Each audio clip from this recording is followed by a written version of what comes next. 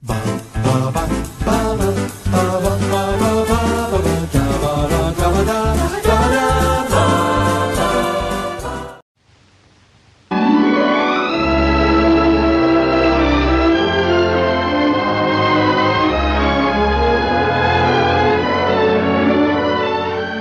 I'd be running away if I turned my back on everything I've known. Ron, isn't it enough that we love each other? No, Carrie. It isn't.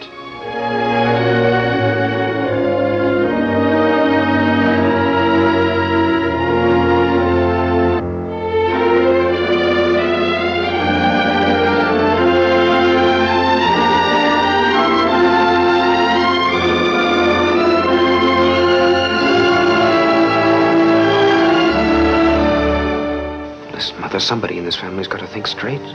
And you don't think I can? I think all you see is a good-looking set of muscles.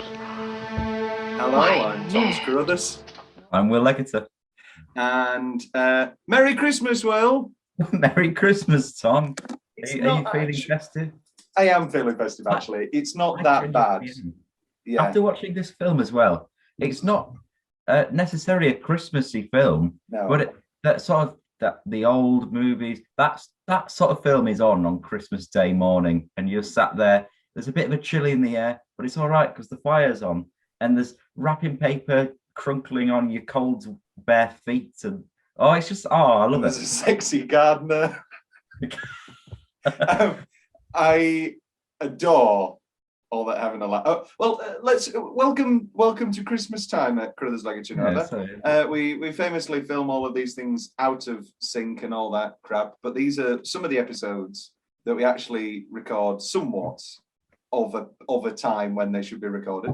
This has been recorded at the end of October, and I completely, because I don't know about you, I think you're with me in that we're very stringent about when we watch Christmas movies. Oh yeah. The Christmas season is our busiest for recording because we will only do them in November and December. And that's not because it's Christmas. It's because there's only so many out there, and also it ruins the fun. The bigger the build up, the better just enjoy yourself. Because that Christmas, that's why it's fun. It's the build up to Christmas Day. Christmas Day is probably the worst day of December, but the build up to it's very good. It's a good day in itself. You get free stuff and a massive dinner. Yeah. And lots of alcohol. It's great. Yeah. And then Vernon Kay is on the telly. I don't know if he is this year. It's the one day they'll let him out. But yeah, it's the build-up, and it's seeing all the decorations, hearing all the songs, slowly seeing all the different adverts, going, oh, never seen this one before. What? Get your bets in. Who's going to win? It's Astor. No, it's Sainsbury's. And it's something like, I don't know, Specsavers. Yeah. It's like a grieving mother dying of a disease, and then like the final Christmas gift she ever gets, and it goes, should have gone to Specs. Should have gone to Specs. It's like, if they didn't have petrol, they couldn't get to the hospital. So, it's something dark. I do enjoy the ridiculously over sentimental and completely irrelevant to the brand. Like cars are the worst, because all you have to do is have one moment where they're driving a car. Like a year ago, it was a very touching short film about lesbian romance, and then at the end it was just like Volvo. And I was like, what? Oh yeah, they did kiss in a car once. Like that was a really nice short film. I don't know what that has to do about me buying a Volvo. But yes, they say the secret to a good car advert is rain, moodiness, and a dog. That's what they say. The three things you need in a car advert. Who says that? I have no idea. But I heard it before and I never forgot it. There's a man. He's driving down the road. It's raining. Sorry, are you Orson Welles? No, I was doing Don Draper. Orson Welles would go, there's a dog. There's definitely That's Tom Hardy. I've shown you before. There is a California Champagne by Paul Masson. Oh, this is California champagne by Paul Masson. And as I said, so French. You know what my favorite part of that video is? What? And action awesome. Just say anything. No, awesome. And then he cuts away. Oh, I very much enjoy that. No, I was doing Don Draper. From the Mad Men. From Heat. No, from Mad Men, yes. Well, I chose this as our first movie because I knew you'd like it. We're both romantics at heart. And also I think it is definitely the least Christmassy. However, I don't describe it less necessarily as a Christmas film. It's a winter romance. Yes. Not unlike Carol, which rewatching Carol again recently, I was like, oh no, most of this is Christmas and New Year, and it's a nice warm blanket, I think is what I mean. Obviously, Carol delves into the social dilemmas of the time and the hardships of living that life, but All That Heaven Allows is a nice warm blanket. Before we get into the film itself, on a basic level, did you enjoy yourself, Phil? I did enjoy myself, actually. Yes. It was just the film I needed.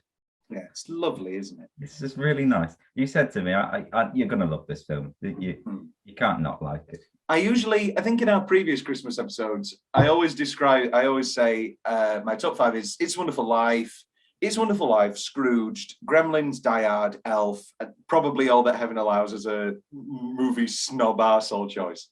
And I always say that, but in so many ways, this really isn't some artsy fartsy choice I've come up with. This is just a really sweet winter romance that just so happens to be from 1955. Yeah. Yes, it is very humble. I think, obviously, we are now 70 years. Yeah, 70 years or so. Or 60. We've been doing this podcast for 70. No, we're obviously 60 years past when All That Heaven Allows was originally released. And it just can't go without saying that these were films that were dismissed at the time. These were, I believe, was it the New York Times? Let me get this. All That Heaven Allows was referred to as a woman's picture in the film trade press, and specifically was marketed towards women. The film press compared it favorably to Magnificent Obsession, Sirk's previous movie that starred Wyman and Hudson.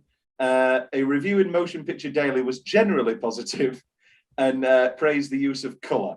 And that was about it. And then obviously in the years since, Douglas Sirk, especially in the 50s, made these melodramas, and Magnificent Obsessions, Wonderful Imitation of Life's wonderful.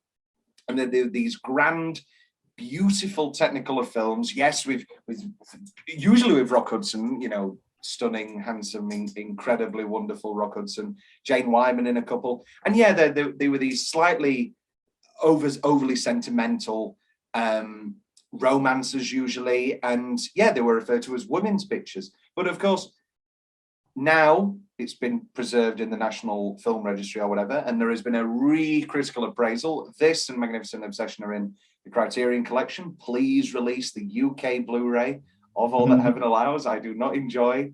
It looks beautiful on my DVD, but just give me a 4K Blu-ray very soon. I had to watch this on Daily Motion.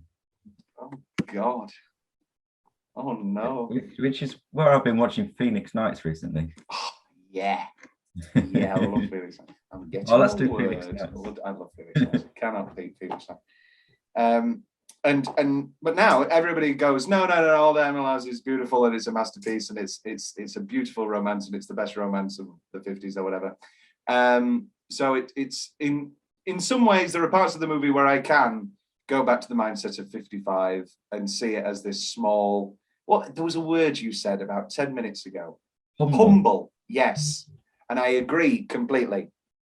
It is humble. It knows what it is, and although it does touch on some larger themes, we're going to talk about the legacy of All That Heaven Allows later, because I've got some more films I want to talk about. But you enjoyed it, Will? You enjoyed it for the most part? Oh, absolutely. Yeah. Yeah, delightful. Magnificent Obsession is also very good. Rock Hudson and Jane Wyman, if we want to if you want to delve into that well again. So basically, the film follows Jane Wyman, who is a widower named Carrie, and she is about 40.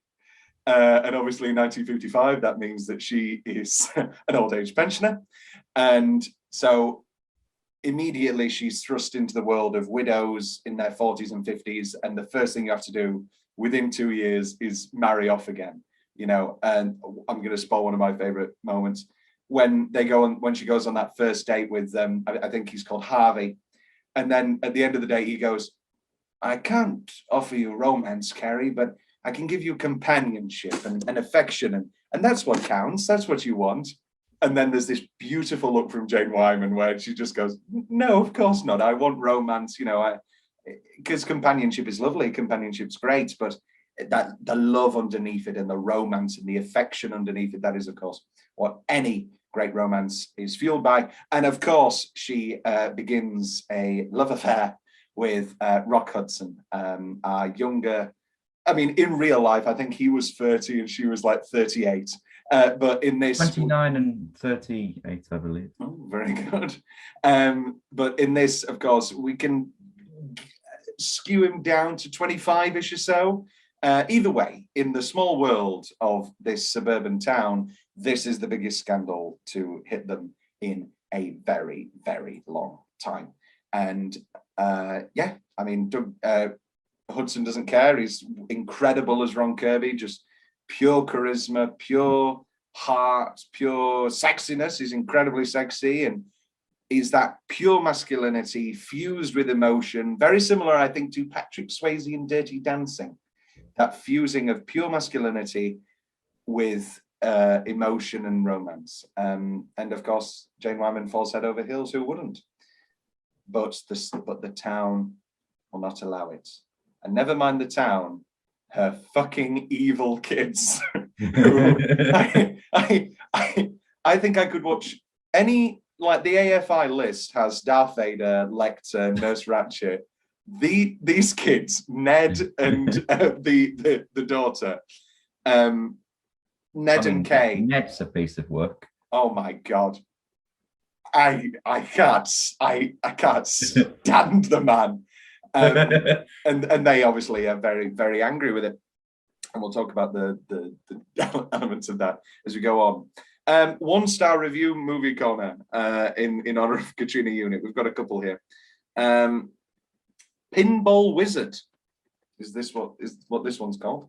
This self-styled acerbic critique of 1950 American middle-class mores is viciously relentless in its insincerity, drowning in depths of fluff and littered with cliche piled upon cliche and half-baked pseudo-intellectual characterizations. It's an hour and a half of sophomoric preaching shouted over a paint-by-numbers backdrop with all the technique of a high school production of a Greek tragedy.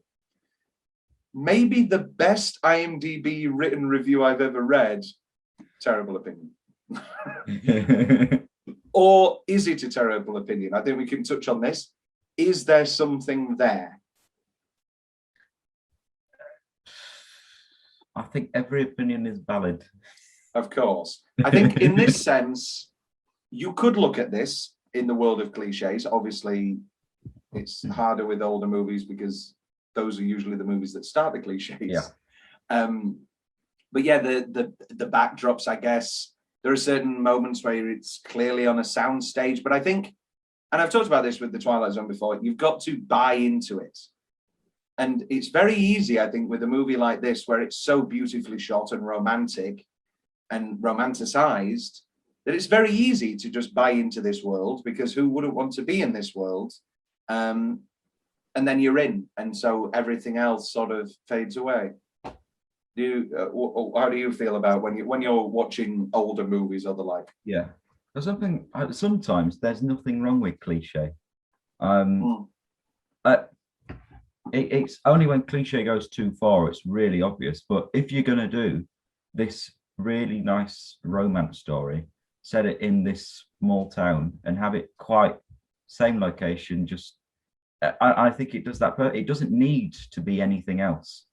We had a conversation the other day about what what movies would be improved by a sudden genre change. A bit like Knives Out, where the twist in that movie is a change in genre. Sometimes it doesn't need. You're looking a bit puzzled there. No, I'm not puzzled. I don't think it's a change in genre. I think it's just or sudden... the twist creates a change in genre. No, because it's still a murder mystery. It's still a murder mystery thriller. We know who done it. That's not a change in genre. That's a change in. I guess it's a change in subgenre from who done it to why done it. Oh, why done it? I like that. Have you never heard of why done it before? No. That's what a Columbo is. It's a why done it. Because oh. we know who done it, and then we need to find out why done it and what done it. No, I'm kidding. I'm not taking this any further. Like Sunset Boulevard is a why done it. We know that he's dead and all that. No, I disagree in the world of Knives Out. Well, what's the point you're trying to say? Are you saying that this would be better if it took a sudden shift, or? No, I'm saying it doesn't need to be anything else. And sometimes the fact that it is just this, I don't want to use the word basic, but it at its purest romance story that's just really nice. It doesn't need to pretend to be anything else. I think it exists in its own world. And I've said this about Jaws, I've said this about Halloween, I've said this about Misery, which I watched again last night. I've said this about tons of movies. It strives in its simplicity. And strives in its simplicity. 1 star, Schmaltz and Disconnect. Who on earth got it into their head that Wyman and Hudson made a remotely believable couple? Just completely disparate attractiveness and sexiness quotients, and nothing special about Wyman to make it believable that Hudson would be over the moon for her. Throw in melodrama, and it makes this film unintentionally funny. There are a couple of Sirk movies that, like Written on the Wind, is, I think you could say it's campy now. And I love Written on the Wind. I think it's marvelous. But there are elements of camp in that. We're watching it again today. However, I don't think any of that is present here. I think this is a very human love story. I guess you could look at the ending, which even I have problems with. I think the ending's completely rushed, but I think you could say, oh, yeah, oh, he's falling and all that crap. But I don't know if it is unintentionally funny. No, it's certainly no less enjoyable. 1 star review. This movie was horrible. The plot of this movie was so predictable. The drama was trite and melodramatic. The so-called social commentary was so straightforward and obvious. The dialogue was so lame, and the portrayal of the woman protagonist was that of the stereotypical helpless woman who can't make a decision without a man. I watched this for a film class and everyone was laughing out loud because it was so bad. Rock Hudson was the stereotypical rugged individualist male so lauded in the 1950s. There were so many unintended comedic moments in this film because it was so bad.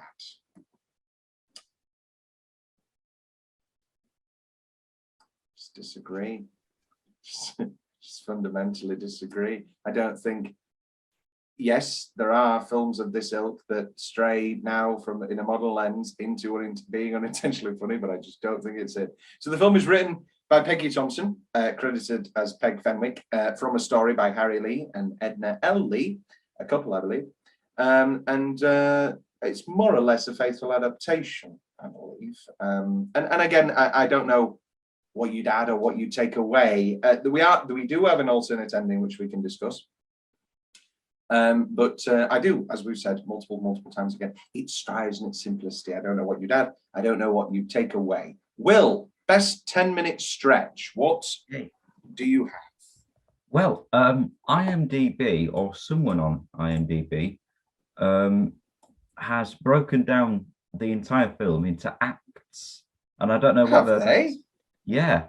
And so I'm going to introduce all of my sections within the name that they've given to those acts. Oh, this is exciting. Is this in synopsis? Yeah. Yeah.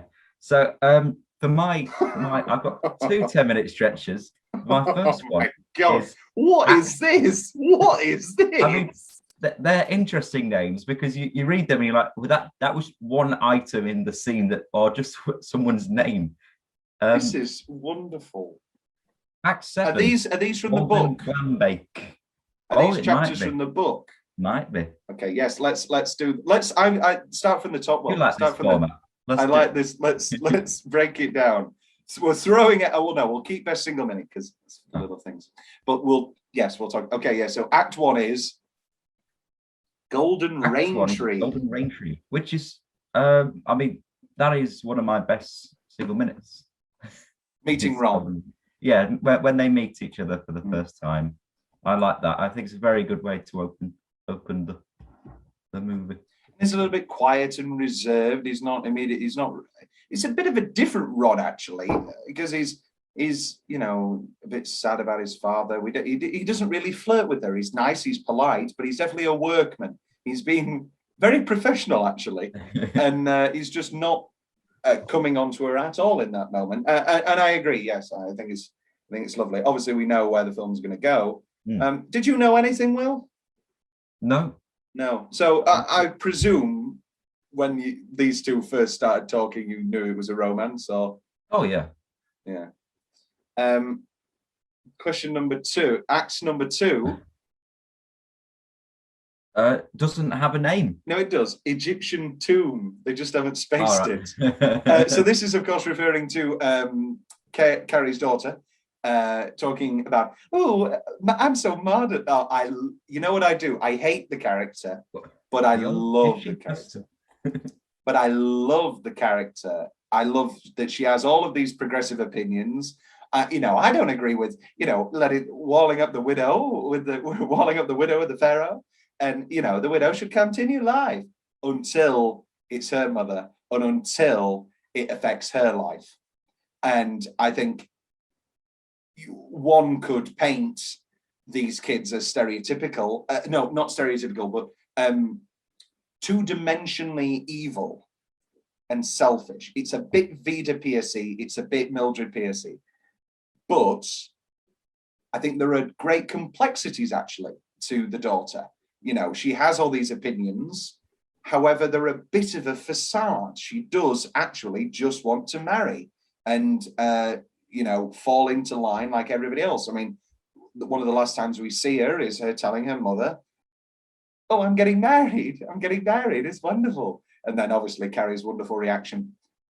"I remember that day you had that fight. It was the day you told me that your life would be ruined if I married Ron." Oh, mother, don't be like that. I could just slap her. It's like, mother. That's quite real, I think. No, exactly. Yeah. This is why I go against all these opinions that it's just this bog standard thing. I think there's great complexity in everybody's dynamics. I think arguably the least complex dynamic beyond the age thing and the societal pressures around it is Ron and Carrie. I think it's a very simple romance. They just really like each other, really get along, and they're just in love.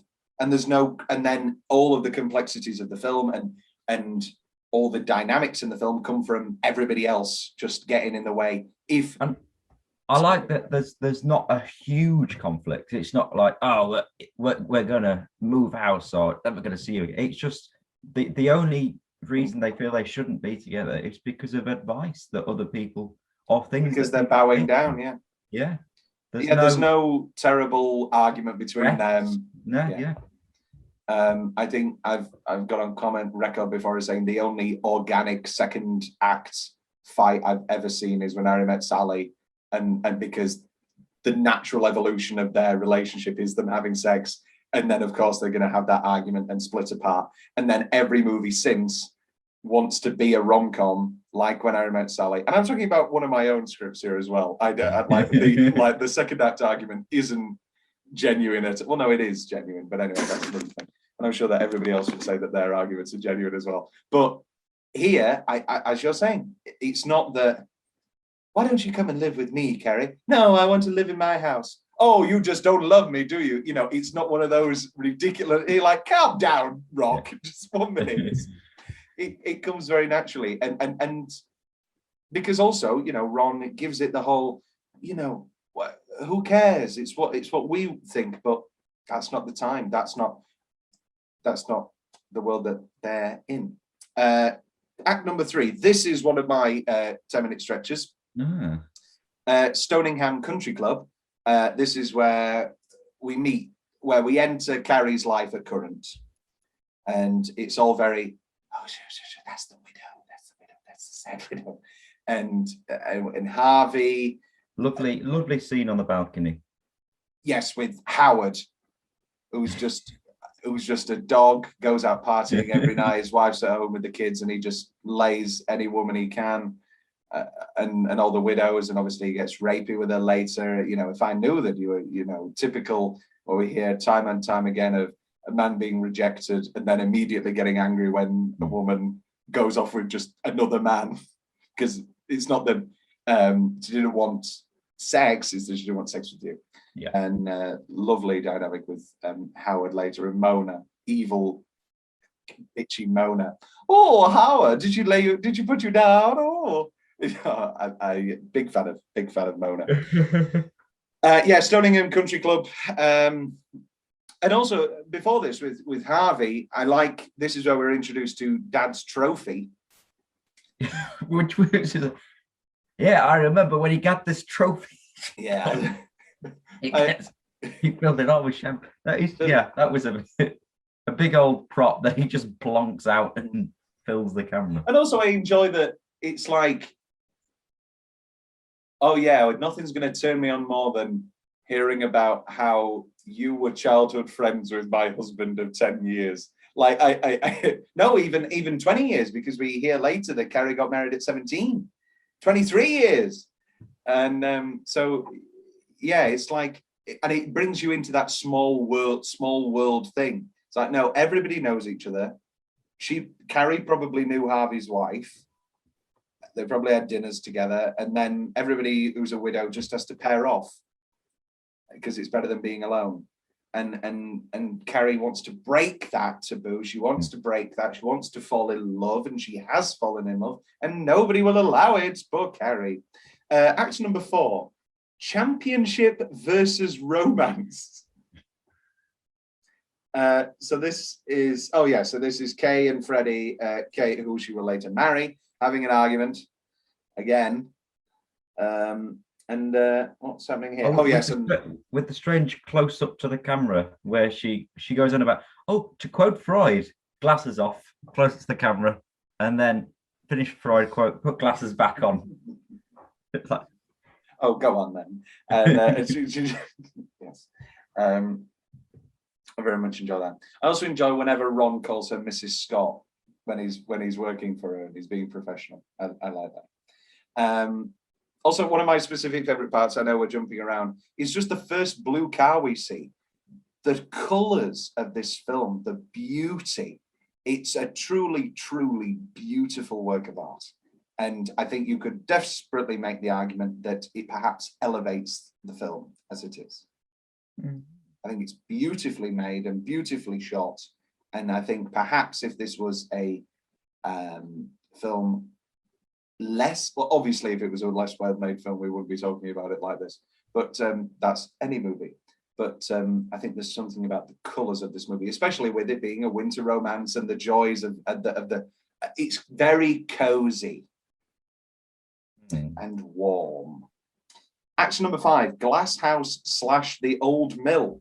So this is where we go to the old mill, and it's all wrecked, and which is one of my favourite set pieces. I think it's very beautiful. Before or after he works it up for her? Before. And he's all, what are up those stairs? I don't know. I haven't been up there. The stairs are broken. It all makes sense. Yes.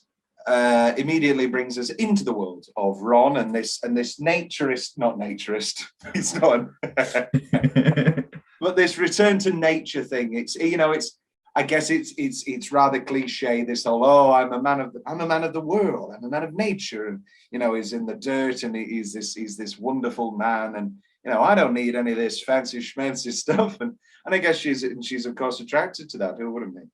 Act number 6. 2 invitations. So this consists of his invitation. Where Ron invites her to the clam bake. 2 invitation. I want to know who did this and whether these are the chapters from the book. or this, I believe, actually, no, I think it's a short story. So I don't know. I should have researched. I'm a bad host. Well, I'm a bad host. Well, there was an essay, a video essay about this, and watching this again, it was painfully obvious. Did this movie remind you of anything? Anything? Anything?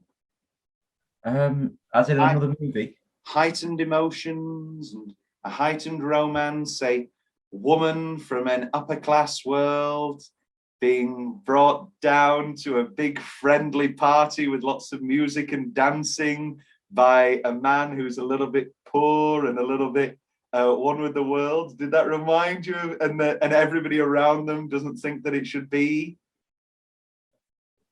Pretty Woman. Oh God. Titanic, of course. Well, yeah. And but the Walton Clambake is very reminiscent of. So you want to go to a real party? Yeah. And I can't remember who did the video essay, but they were talking all about melodrama and how Titanic's better if you see it as a melodrama, which I disagree with because outside. I like to see it as a documentary, just as James Cameron does. Well, there's the bit. Oh, there's the bit where like. Because all we hear about is how factually accurate he was. Like there's bits where he's like, okay, but Captain Smith didn't order the third lifeboat until the fourth lifeboat was gone. So we can't have that. And then there's a bit later where I'm talking about the behind the scenes stuff. And there's a historian there and he goes, you probably wouldn't, the lifeboats probably wouldn't have been that close to one another when they're coming down. And he goes, just give me a minute. You're the historian. I'm the action director. But I don't want to quote that because that feels wrong. But also that is a thing I've seen. Maybe it's Mandela effect. Maybe it was Nelson Mandela. The Walden Clambake. This is my 10-minute stretch. I mean, it's just wonderful. And it's I want to be there. Oh, who wouldn't be? In complete juxtaposition of the snuffy and snobby party that we get again. Oh, she'll talk about it in a moment. But yeah, that snobby, pretentious, and everybody's so stuck up, and they're all just assholes. And it's like, no, everybody's having a great time, and is 16 going to be enough? For this crowd? Oh, who knows? Oh, help me make this table. And then there's this beautiful niece rather, who is of course more age appropriate for rock, and Jane Wyman. He was a little bit jealous. She's a little bit jealous, or maybe intrigued. She's like, oh, perhaps not jealous. What's the word? Self-conscious, and I think it comes from a place of, oh, she's young and beautiful, and I mean, obviously. In a 2021 lens, and I guess I don't think it needs to go as far as Harold and Maude, but there is the element of, they don't look that far apart. I think it completely works because, again, if you buy into the film and you buy into what you're told, you completely feel the stakes.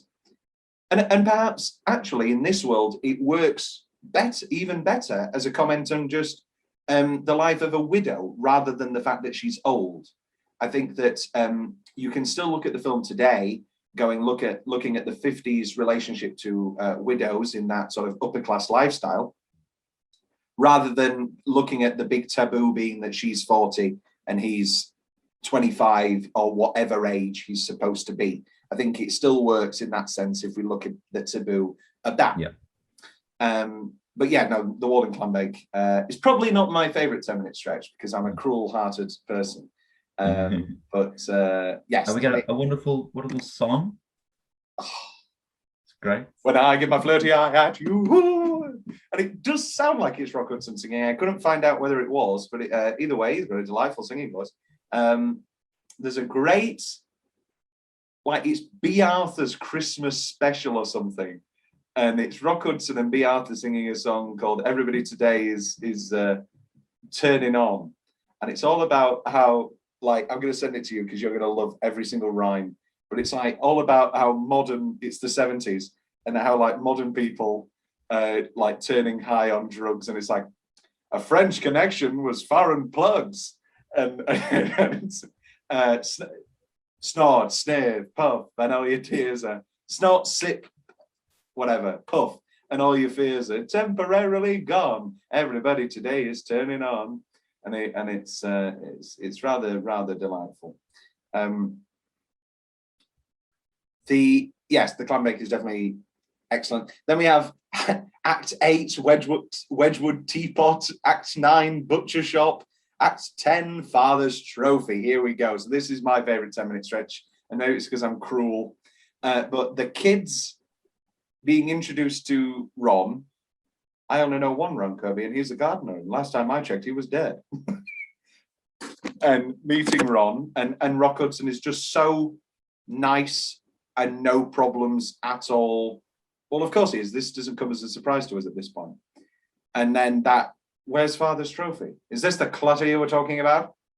And then that leads into the party, and everybody's, they've called this one Act 11, Sarah's Lovely House, as a reference to later. He was murderous. He was going to beat that man in Sarah's lovely house.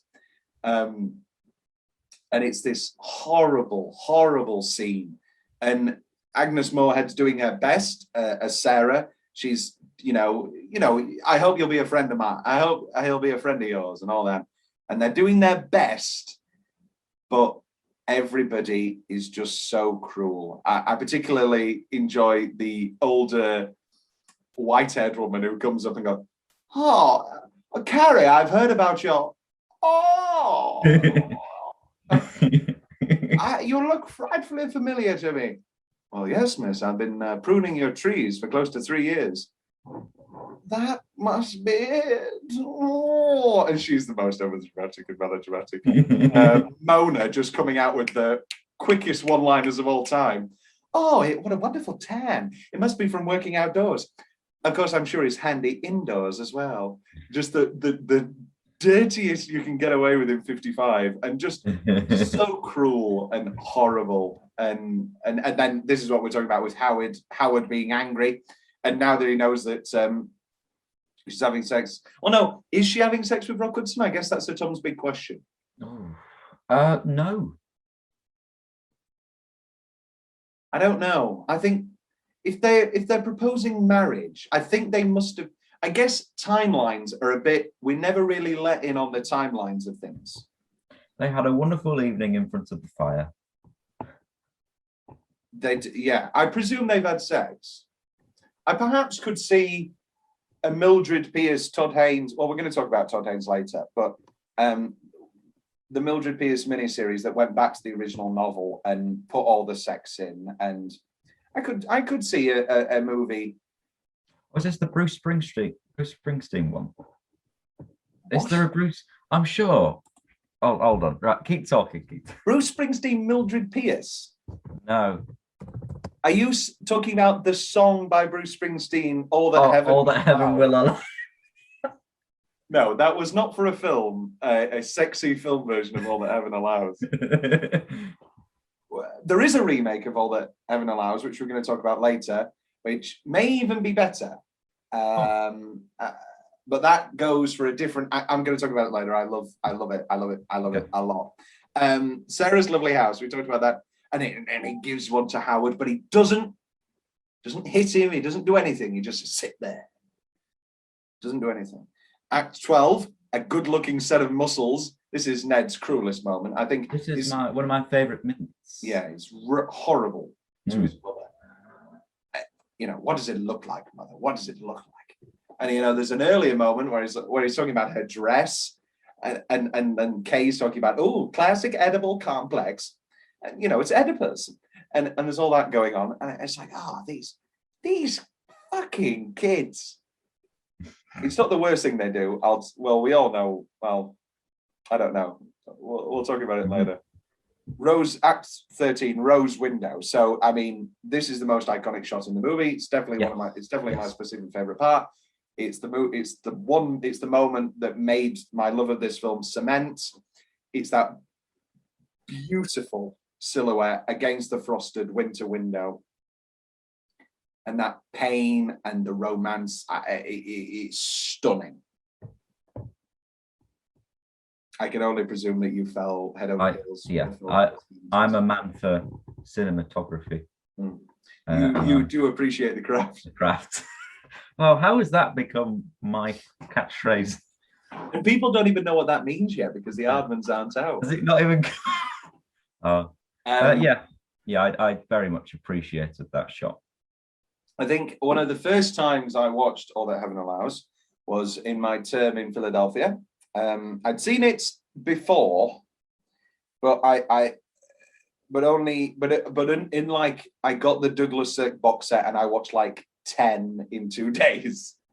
But the first time I watched it at Christmas was in Philadelphia, and I had this huge window, and it was snowing, and I had, as you know, I had a warm bath, and I think, you know, it was a very sad time in my life and a very lonely time in my life, and so I guess it hits harder in that element. And facing Christmas alone is a terrible, terrible thing.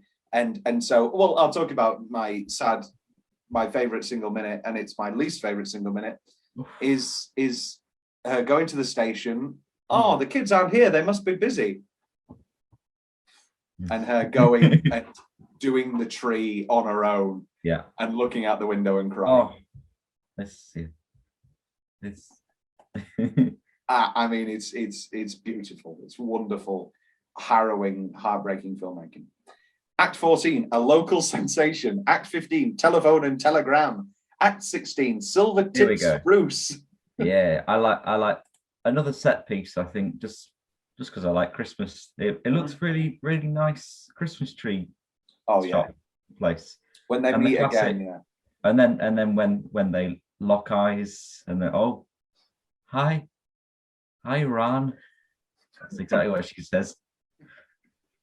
Yeah, no, I think this movie romanticizes Christmas, whilst also being a rather dark movie. I think it's impossible for Douglas Sirk to shoot a movie unbeautifully.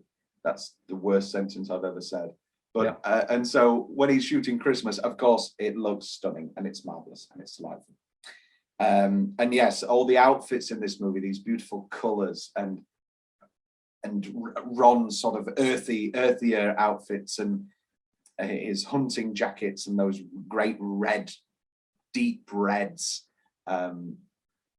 Wonderful stuff. And obviously he's buying a tree with the niece, which obviously gives Jane Wyman suspect to fall apart and cry.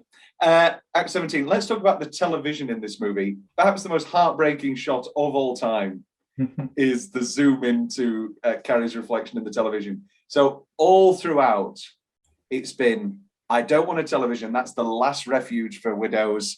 You know, you buy a television and you're never alone, but you're always alone because you've got a television. And then the kids are so blind to their mother's actual emotions, so blind to how their mother feels, so blind to their mother's life. They just go ahead with the buying of the TV. And it's probably because they've never even talked to her about it once. We see her talk to her about Sarah. I'd forgotten about the TV. And so when they brought it in, I thought, oh my God, this is like just salt in wounds to the max. And then suddenly the film picks up a pace that I think is a little bit unwarranted. Act 18, pheasant hunt. 19, accidental encounters. 20, becidal vigil. And Act 21, deer. I enjoyed deer. I enjoyed deer. I enjoy this ending, but I think it's painfully rushed. Oh, yeah. So she goes to the doctor. You've still got these headaches. It doesn't work for me. That's the most corny thing. It doesn't work. And then suddenly she goes to say hello. He falls down the ridge. She goes home. Ron's ill. She goes to see Ron. He's not going to be awake for months. Next morning, I'm awake. You came home. You came home. Cut to a deer.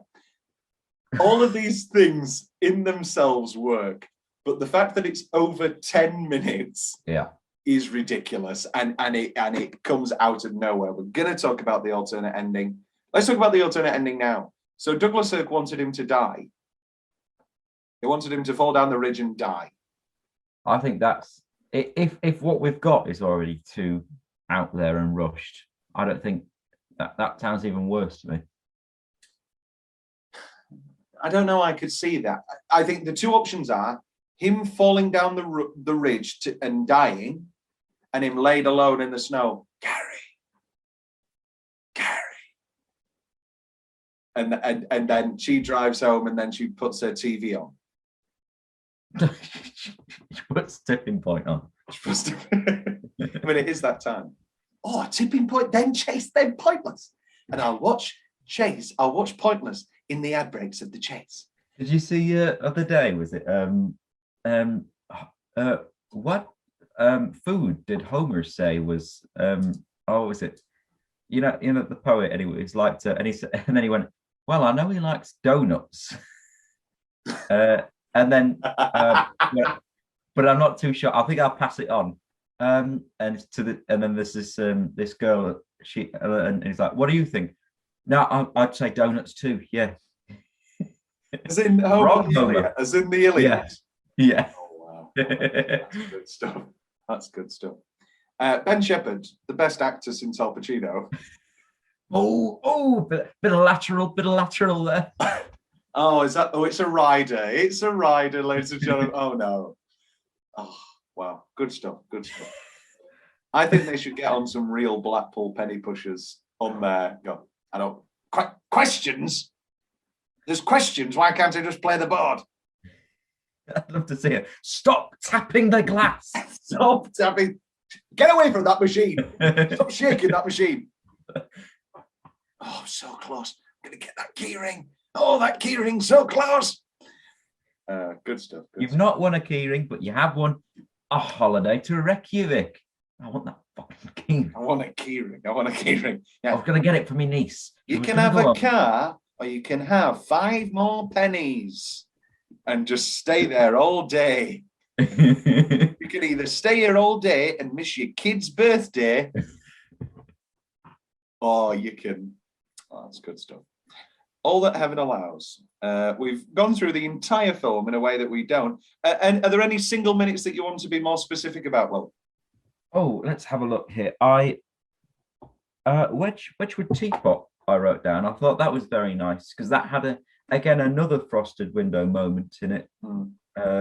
And I thought that whole sudden confession of love and with the fire, and I think that scene was just very, very nice. It is good.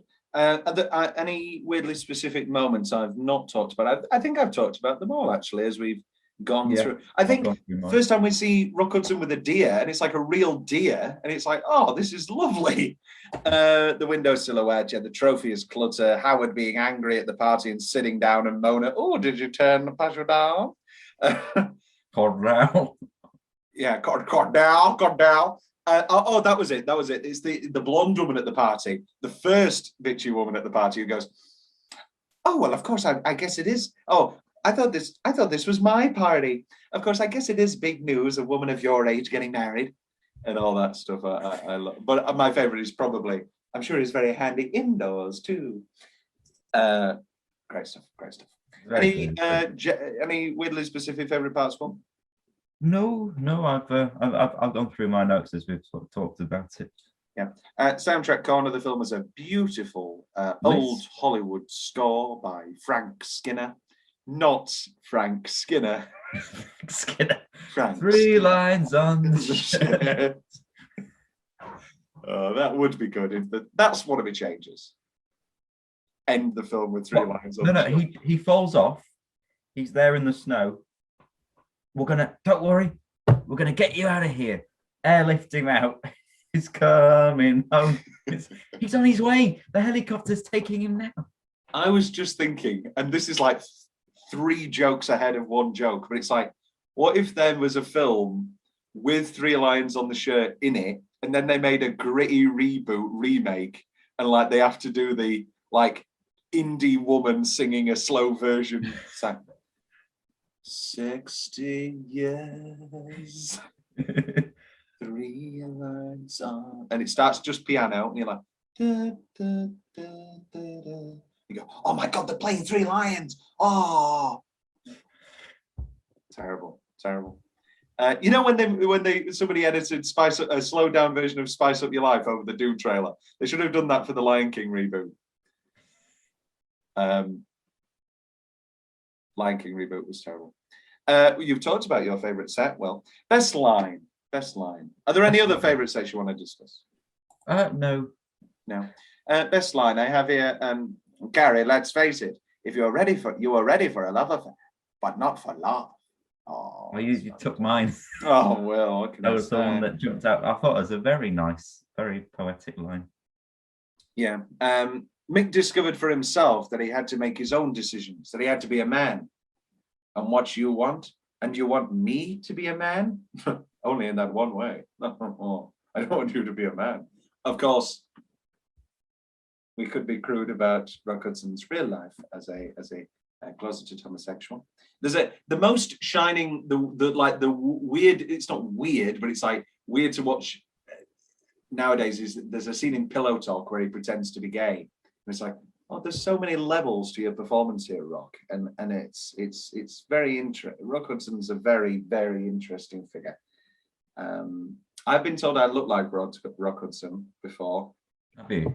By multiple older women. I thought as soon as I saw Ned, I thought, there you go. That's a Tom Carruthers part right there. When I shave and lose weight, maybe it's because my ex was blonde, and so her grandma was like, "Oh, you look like Doris Day, and you look like Rock Hudson, and not with the AIDS, not when he was thin." And I was like, "Oh, that's nice." Forget for a moment that I'm your doctor, and let me give you some advice as a friend. Marry him. Big. One of my big changes: make the doctor a character earlier. I don't know whether they cut a scene or something, but just have him be the family doctor earlier in the film and give other advice. I love the little moment from Ron. I can't shoot straight anymore. It's just one of those things. I like it. Whoa. Yeah. But this is the hand I shoot with. I am tired. I am also tired. Oh, I love Blazing Saddles. The only Kirby I know is the old gardener, and the last I heard, he was dead. I've already talked about that one, but I enjoy that. You know what everyone said? No, but I'm sure you do. Any other favorite lines, Will? No, but I've just realised that the closing lines of the entire movie fit our "It's Coming Home." Oh yeah, you came home, you came home, you came home, you came home. Carrie's coming. Oh, Jesus Christ. What's the change? I've talked about how I think the ending's rushed. I talked about how the headaches don't work. I like the tear. I like her tears in the Xmas when she's really sad, but they are like huge and they are like weirdly fake. And it's very clear that a tear gun has been, not tear gun, tear drop. Yeah, it's like Homer's makeup gun. And I also have here, using your teeth to open a cork. I know you're a rugged man, but just be careful, Rock. Bits of cork in your teeth. Or just break your teeth. Any other changes, Will? No. I think it's the classic thing where if you meet this film on its terms as a 50s melodrama, you're going to have the time of your life. Maybe that's strong. Anything left from your notes, Will? That's it from my notes. I mean, I can mention the deer again. I like the deer. Who doesn't like deer? Let's talk about Far From Heaven. So Far From Heaven is a movie by Todd Haynes, released in the early 2000s, starring Julianne Moore and Dennis Haybert and Dennis Quaid. And it is, in its style and tone, exactly shot like this movie, except the swearing. There are moments of sex. And the biggest difference, of course, is that the forbidden love is between Julianne Moore and her black gardener, which, of course, in 1955 would be far too sensational a film to make. And Haynes is a huge fan of Douglas Sirk, and so visually it works sensationally well. There are repeated moments, and structurally that are just beat for beat the same as this movie. Of course, it's looking at it through the lens, as well as another lens of Dennis Quaid being a closeted homosexual himself as a husband. One of the early moments is Julianne Moore walking in on him with another man. And so we have a look at conversion therapy also in the film. It's a sensational film. It's a sensationally well-made film, and I'd highly, highly recommend it. It's a perfect double bill with All That Heaven Allows, because for a litany of obvious reasons, and I'm sure we'll talk about it on the podcast eventually. No, I would highly recommend Will, Far From Heaven, and anybody at home as well. Well, as you were saying that, I did some research into it. There is a Far From Heaven musical. Yes, with Kelly O'Hara. Yes, with Kelly O'Hara. Yeah, I've listened to some of the music. It's fine. Pascal. Yeah, it's fine. It's fine. It's no Evita. It's no Evita. It's definitely no Evita, which is our grading scale for all musicals.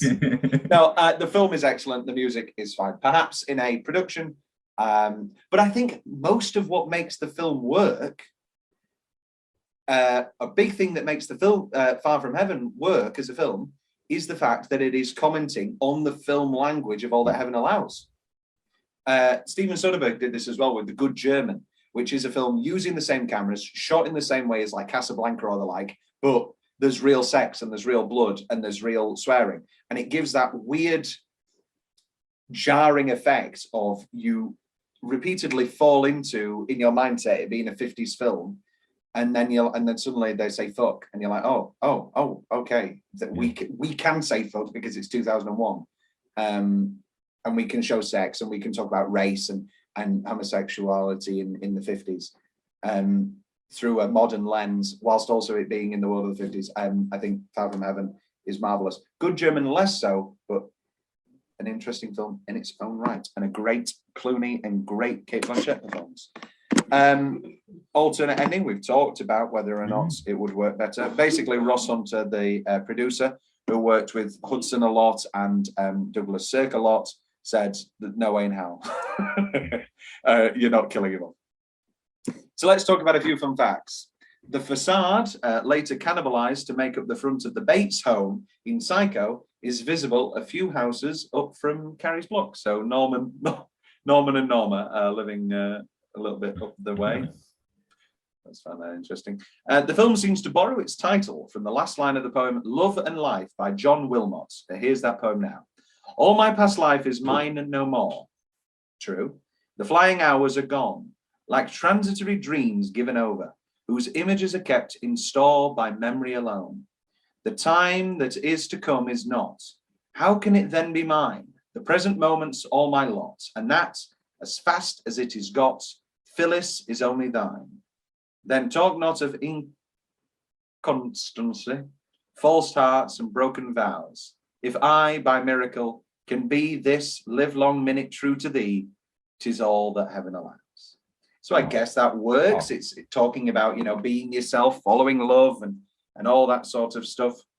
I like poetry. Yeah. The film was selected for the National Film Registry at the Library of Congress in 1995, sort of signaling its change in opinion. And yes, Ross Hunter found that the ending with him dying, so basically he was going to fall down the cliff after he recognized as Carrie, leaving it open if Ron would survive or not. So actually they were going to make it ambiguous. Ross Hunter found that ending way too depressing and disturbing for the audience, and therefore decided to go with a conventional happy ending, which is the one we get today. Tagline rundown: the magnificent stars of Magnificent Obsession reunited. Very, very old kitschy. How much does heaven allow a woman in love? Oh. And the problem is, of course, heaven will allow. There is no problem. It's what the society and what the town will allow. Oh, that was a bit too long to put on the tagline, though. Yeah. How much will heaven allow a woman in love? Heaven's not the problem, it's the town. And wait till you meet these kids. That should have been the tagline. I'm rather glad that you enjoyed All That Heaven Allows. Yeah. Well, I'm not too surprised. It's a beautiful, beautiful Thank you winter for romance. introducing it to me. It's a delightful film. And I've introduced you to one of my favorite films, a beautiful, touching winter romance. And next episode, you're introducing me to one of your favorite Christmas movies, Deck the Halls. Yeah. Have you not seen Deck the Halls, genuinely? No, I've only seen Who's Your Daddy? And I know that it was during Aaron Sorkin and Kristen Chenoweth's divorce, and she was very sad during the making. It's it's bloody good. It's very good. Is it better than All That Heaven Allows, Will? Are you going to go on record? So. I'm gonna say it right now. It's better than All That Heaven Allows. Well, big shoes to fill. And also, I guess apart from the Die Hard trilogy, which we'll do next Christmas. No, that's not true. Next Christmas we're doing Sondheim. I guess that's an announcement to make, and a couple of shortcuts. In 2 years we'll do Die Hard. But we're doing basically all the Christmas movies we missed and that we still like. And apart from the Die Hard trilogy, I don't really think there's any left that we enjoy after the ones we talk about this year. The Christmas Switch. What? No. I like Hallmark movies. No. I'm a big fan of like Scissorhands. No, I'd rather do that in a Tim Burton couple of months. I'd rather do that. But no, we're refusing to do Arthur Christmas. I say there's a lot that we refuse to do. Yeah. I don't like Love Actually. I guess Love Actually is... I'm sure I could persuade you to do Love Actually. Wrong. I love Love Actually. Wrong. You are wrong. I feel it in my fingers. I feel Christmas. No, that wasn't Bill Nye. That was...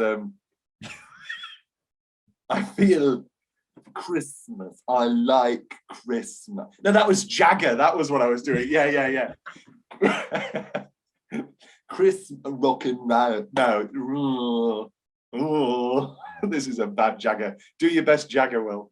I can't do Jagger, Yes. and I'm man enough to say it, so I'm not even going to try doing Jagger. Can you do any Beatles? Any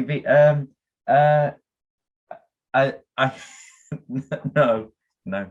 Can't do any Beatles either. No, I can do. No, I can't. I can do. Oh, that's terrible. Meatfreemondays.com. That's good. That's good. Linda, this is for Linda. Maybe I'm a man on the well. Band on the run. Who had the best solo career, Will? I mean Paul McCartney.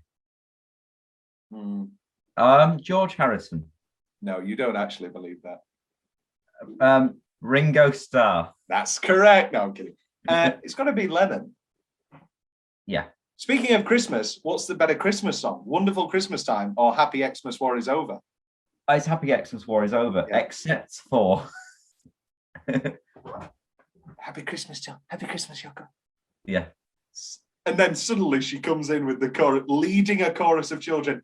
War is over. What was that? John was singing, wasn't he?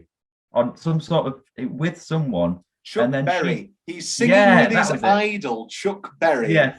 And she just keeps coming in, like with this tambourine, screaming, doing her performance art scream songs that she does, which are fine in their own right as performance art. But when the love of your life is performing with his idol, just give a break, Yoko. I don't go in for the whole Yoko being evil thing and breaking up the Beatles, but give him a break, Yoko. Paul's recently done another announcement, hasn't he, saying that it was definitely John, which we knew. I mean, yeah, I want to do, but Paul did the first solo album. He did. And who did he write that about? He wrote, my favorite thing is like Paul's like weak John Lennon song where it's like, you're not very good, or whatever he says. It's like shit. It's like just like, I know a guy named Bon Bennon and he's not very nice, or whatever. It's like stupid. Yeah. And then John comes in with How Do You Sleep? Yeah. one of the best songs ever. So Sergeant Pepper took you by surprise. And then like, you live with people who tell you you were it. And then, I mean, the best lyric in that is, the only thing you ever did was yesterday. And then just to rub the salt in, he's like, oh, who can do this guitar solo? Hi, George, are you there?